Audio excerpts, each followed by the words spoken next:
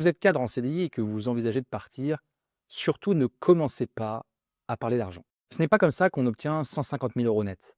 Ce n'est pas comme ça qu'on fait sauter une clause de non-concurrence et ce n'est surtout pas comme ça qu'on évite de perdre 50 d'impôts. Alors, je m'appelle Amalric, je suis expert en négociation de départ et fondateur de rupturepro.com.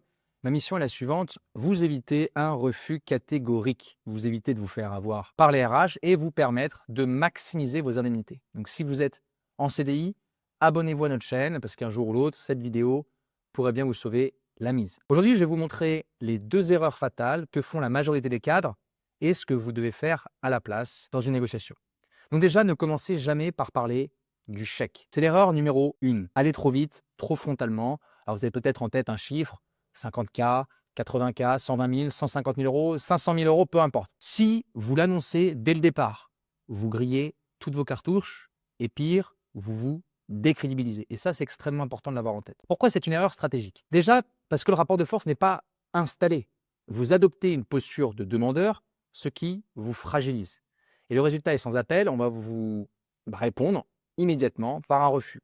Ou alors, on va vous faire une promesse qu'on peut considérer comme creuse, sans effet. Imaginez-vous aller voir votre voisin, par exemple, et lui dire, en fait, voilà, je vous achète votre maison pour 500 000 €. Super. Déjà, est-ce que vous savez si votre voisin est vendeur? Le deuxième point, c'est que vous créez un point d'ancrage contre vous. Le chiffre que vous annoncez devient une référence. Il peut être rejeté, il peut être utilisé pour vous tirer vers le bas ou accepté, alors que vous auriez pu obtenir plus, voire beaucoup plus. Donc si on reprend le cas de votre voisin, vous allez le voir, imaginez qu'il aurait effectivement envie de se débarrasser de sa maison, mais il pensait plutôt la vendre autour de 300 000 ou 400 000 €. Et à ce prix-là, puisque vous lui avez proposé 500 000 €, il fait une super affaire.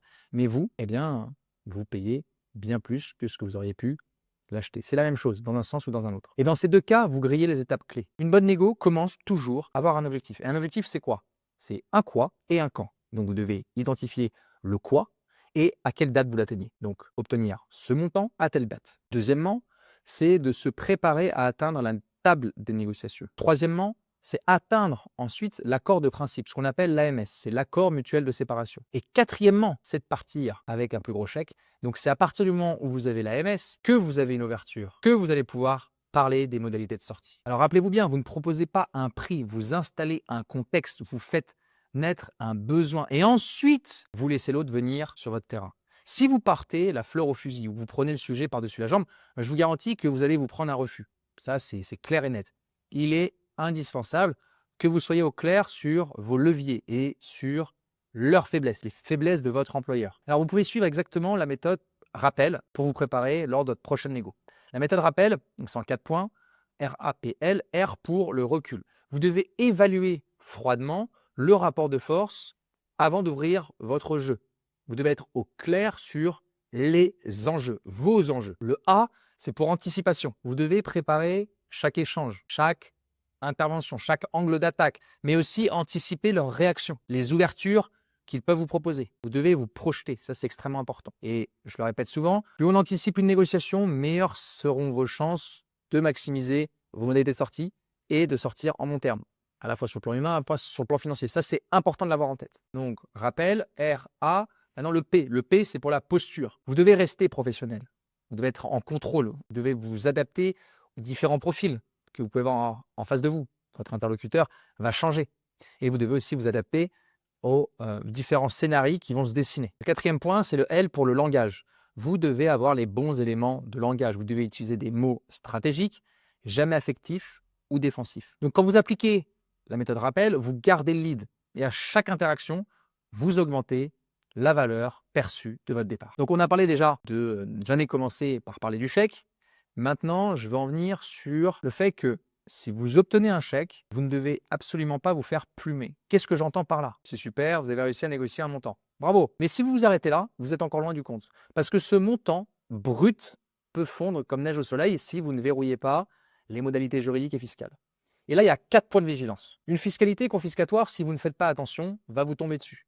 Une indemnité de départ, ce n'est pas toujours net dans votre poche. Il y a trop de cadres qui pensent à tort que si on leur verse 100 000 €, ils toucheront 100 000 €. Non, en réalité, sans stratégie, vous pouvez perdre entre 40 et 55 000 € en charges, en impôts, en prélèvements divers. Et là, vous devez faire attention, il y a 3 pièges fiscaux qui sont fréquents. Le premier, c'est le traitement comme un salaire imposable. Donc, Il y a des cotisations sociales, environ 25%, la CSG, CRDS, qui est autour de 10%, l'impôt sur le revenu qui peut monter jusqu'à 45%. Donc sur 100 000 bruts, il peut rester que 45 à 55 000 euros net. Deuxième point, c'est les mauvais usages des exonérations prévues par la loi.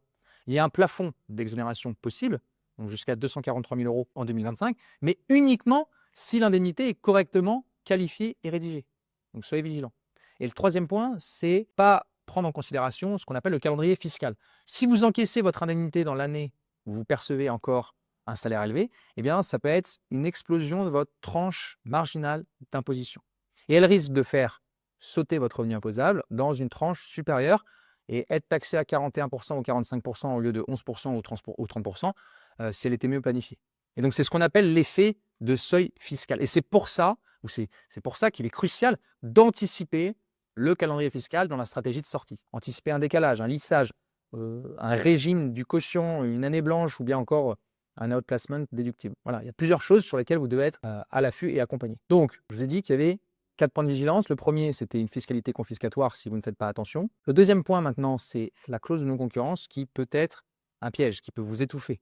Vous partez, mais vous restez juridiquement lié à l'entreprise pendant 6 mois, 12 mois, voire 24 mois, dans un giron, dans une région, dans un secteur bien défini. Et le résultat, c'est que vous n'avez plus la possibilité de rebondir. Vous pouvez avoir des offres que vous allez devoir refuser, vous allez avoir un stress juridique quand vous allez vous mettre à votre compte ou autre. Donc voilà. Pourtant, dans la majorité des cas, on peut faire lever cette clause ou négocier une contrepartie bien plus élevée si elle devient un levier stratégique dans la négo. Donc généralement, il arrive souvent que la clause soit levée alors que vous prévoyez de vous la faire payer pour faire gonfler votre chèque. Oui, le double effet qui se coule de prendre un chèque de départ et d'avoir aussi votre clause de non-concurrence, surtout si vous avez prévu de faire quelque chose qui ne vient pas du tout en concurrence. Et si vous n'avez pas dévoilé votre jeu, si vous n'avez pas dévoilé vos cartes, si votre interlocuteur n'est pas au courant de votre projet, pourquoi ne pas faire un double effet qui se coule en bien laissant sous-entendre que vous avez des velléités de les menacer